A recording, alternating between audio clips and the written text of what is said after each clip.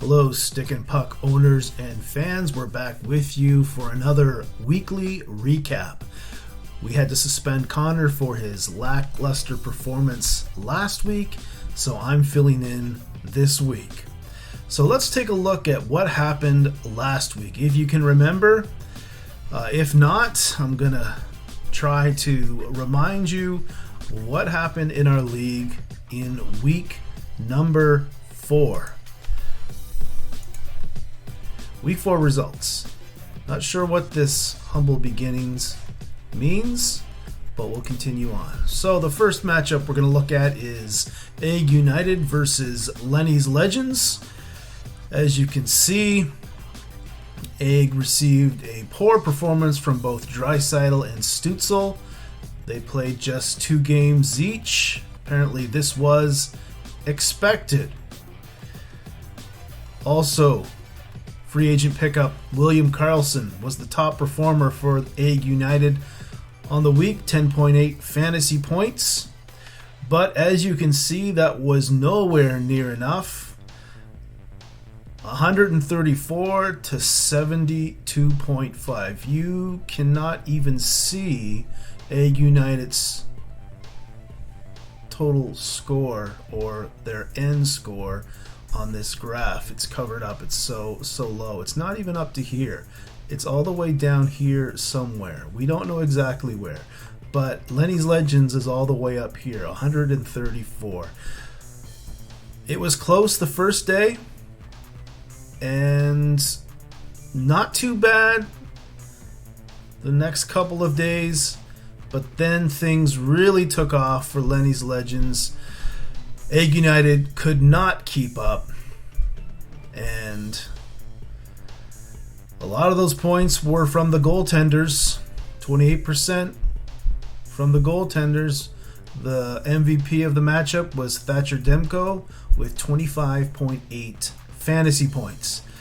Surprisingly, shockingly, Connor McDavid was the lowest scoring player for Lenny's Legends with only 3.4 fantasy points. He only had 2 games, so it wasn't that bad, but really so far Connor McDavid has not been up to par, not what we've expected. He could be injured. He's already missed some games. Things are not looking good right now for the Oilers. Hopefully things will change, but so far Lenny's Legends has not really needed much from McDavid. Undefeated on the season. So that put Egg United to 2-2, I believe. We don't have the record on the slide here. And Lenny's Legends continued their undefeated season, 4-0. Next up, we have Skill Stick Fail. Ever since he had that typo during the draft, I've not been able to say his name correctly. Skill Stick Fail won the matchup against, I believe that is Lance's team, which his team is called Staying Alive, I think. Daniel won the matchup of winless teams quite handily. I think that's the word. Anyways, Daniel, I'm just going to use the names, not the team names. Daniel, or Lance that should be. Another poor performance, disappointing from Ovechkin. He's really fallen off the pace to break that goal record. Just 0.9 points, fantasy points in 2 games. That disappointing performance led to his trade from Staying Alive to Egg United. We'll see how that works out for both clubs. Daniel received a great performance from the goalie, Husso. That's what we'll say anyway. 6.6 fantasy points. Well, that's not really that impressive when you think about what Demko did. I guess it's saying that that was the best score of any of the goaltenders in this matchup. Skill Stick, 5th overall pick. Bit of a surprise. Picked 5th overall in the draft, but had his best week yet. 11.7 fantasy points in 3 games, which isn't that great, but not too bad. And then finally, Lance played a defenseman in his utility position. Paid off, I guess, 7.7 fantasy points. So we see here Daniel got off to a bit of a lead. Really did well the second day. I don't know why it's day 0, day 1. We'll just call this day 1, day 2, and so on. So then Lance fought back, but then Daniel regained his position. Lance gained it a little bit day 5, but he lost it all that he had gained on day 6, and then we didn't hear from Lance again. So a win for Daniel. First win of the season. Congratulations. Match MVP, Roop Hintz. 13.7 fantasy points. Next, we have Steven's team. Le Mustachios de Austin. 90.4. Defeating Team 1. 61.2. The match MVP was Austin Matthews. We wanted to see how Austin would perform against Team 1, which was really critical of the trade, complaining that Egg United had really got the better of the deal, but it seems like at least in week 4 it worked out for Steven's team. So, Team 1, a shocking 52.4 score decrease after the big week of week 3. Goaltenders contributed to that demise. Negative. That's not a typo. Negative 15 fantasy points for Grigoriev after really carrying Team 1 in previous weeks. Really faltered, let them down in week 4. Undrafted Cam Fowler scored 11.7 fantasy points for Steven's team in 3 games. Also, they received a really strong day 4. No other team in the league scored more than 5 fantasy points on this day. So, well, I'm saying this is actually day 5. But anyway, this day right here. So we see that Team 1 actually got off to a lead, but then look at this day. Several negative points, which really led to Steven, really, especially as we mentioned this day, really, and the final day, really made it not very close in the end. Approximately a 30-point win, advantage, lead, final deficit, or what's the opposite of deficit? Anyway, surplus. For the Le Mustachios de Austin. All right, enough of that. Next one. DOA stands for Doketown Danglers, I believe. Now look at this. No one ever expected this, a tie. 84.1 points for both the Danglers and Slay All Day. A nail biter. Danglers with the big comeback. MVP actually belongs to Slay. Mark Stone, 12.3 fantasy points. Frank Vetrano continues a surprisingly solid season, scoring 8.1 fantasy points in 3 games. Slay, with their 208th overall pick, Mark Stone, scores 5 points in 4 games. I don't know what that means. But anyway, totaling 12.3 points, as we already mentioned.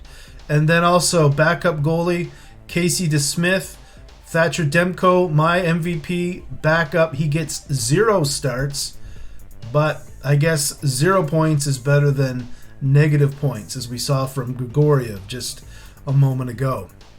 So if we look how this matchup progressed, it started off with the Danglers with a slight lead, continuing on that with that in the second day. Then just a few points each on day 2. So Danglers still ahead, but then the next day, Slay pulls away. Then increases it slightly, but then cue the comeback for the Danglers. A big day 6. And then Slay all day had several more players starting, if my memory serves me rightly.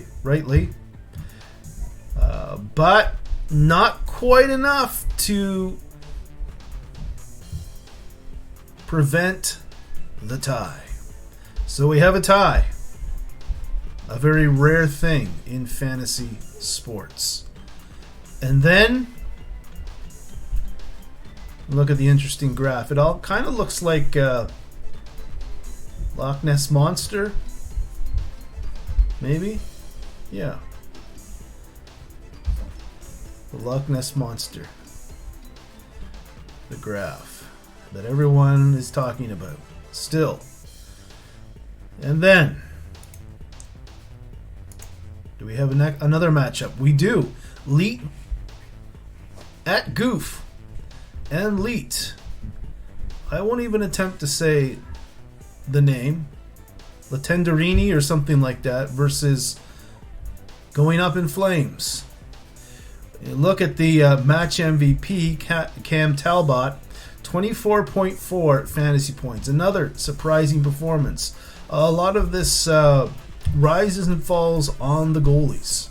So Cam Talbot, I'm sure not a high draft pick with the big amount of points in week 4. So both teams have an MVP performance from a goaltender, the aforementioned Talbot, and also Aiden Hill, which was a draft pick I had stated from the very outset was a high value pick, and that is really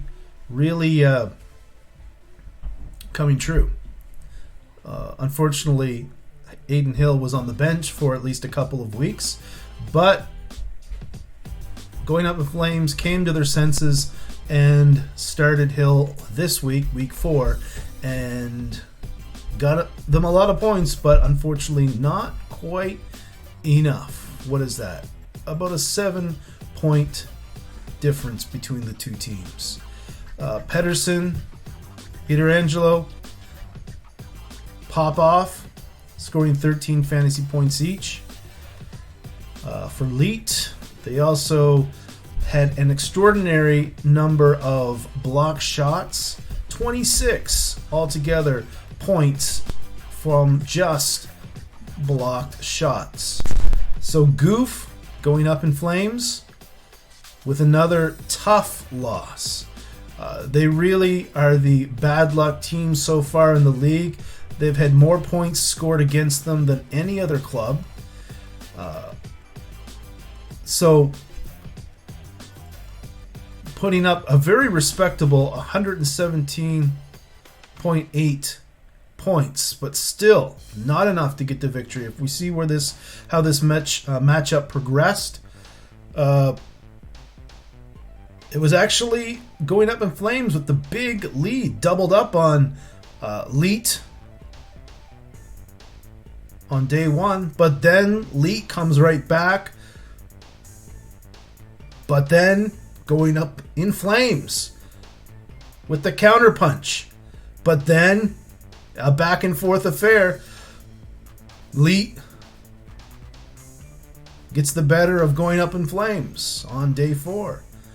Just a little tiny bit of points there from Leet. And then look at the points here. Leet still with more on the second to last day. And Leet once again This was probably the difference, with a few more points than going up in flames. Goof on the final day. So you look at this graph, very interesting. A really close one. Look at it here and look at it there.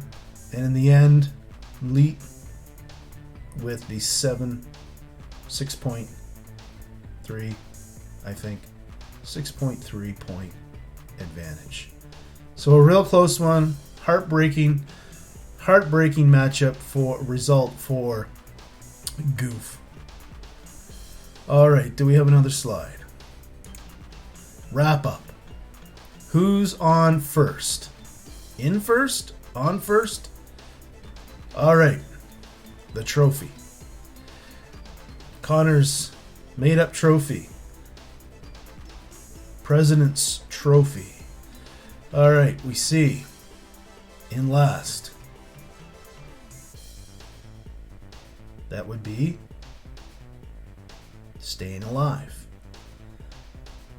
which technically is still alive, but the pulse is weakening.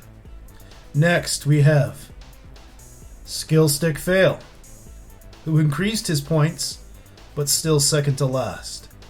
Next, it's a close. I don't know if that's exactly equal, but we have... Who is that? That's Slay All Day, as well as Team 1. Look to be about even. Then, next up,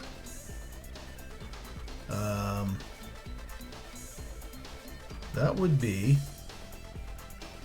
Doketown Danglers. Right there. Then the red, going up in flames. Look at him. Winless on the year, but look, he's up in the upper group. And then I can barely read. There's two bluish teams. There's Egg United and there's Latandarini there. And I don't know in what order.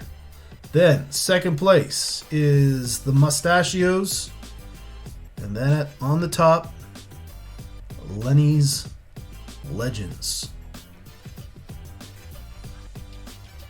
So, if you're thinking about, well, where should these teams be in relation to points, fantasy points for, Lance, Staying Alive, is where he should be. And maybe Team 1 should have one less victory. And maybe Patrick, Goof, going up in flames, should have a couple of wins and not 0. So that's my analysis based on the points for trophy race graph. One last slide. See you next month. I would say next week. I believe that's an error. Anyways, I believe that's it. Your week 4 recap. Puck, Stick, and Puck Fantasy Hockey League. Good night.